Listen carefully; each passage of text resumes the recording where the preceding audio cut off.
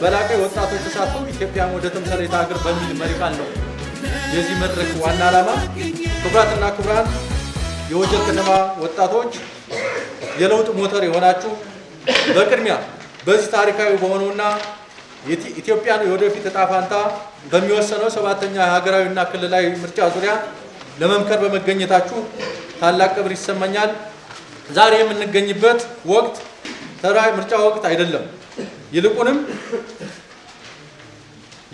ብልጽግናን በተግባር የምናጸናበትና የጀመርነው ዲሞክራሲ ጉዞ ወደማይመለስበት ደረጃ የምናሸጋግርበት ወሳኝ ምዕራፍ ነው።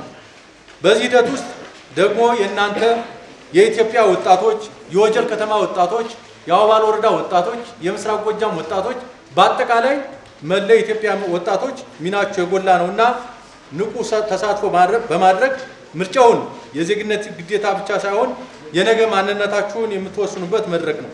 በመሆኑም ከምዝገባ ጀምሮ እስከ ድምፅ መስጠት ባለው ሂደት በንቃት በመሳተፍ ድምፃችሁን እንድትሰጡ ጥሬን እያቀረቡ የሀሳብ የበላይነት በማሳየት በብልጽግና ፓርቲ የምናምነው በወቀት ሳይሆን በሀሳብ ፊልሚያ ወጣቶች በሰለጠነ መንገድ የፓርቲያችንን የለውጥ ጉዞና የልማት ግቦች ለሕዝብ በማስረዳት የሀሳብ የበላይነታችንን እንድታረጋግጡ እንጠብቃለን።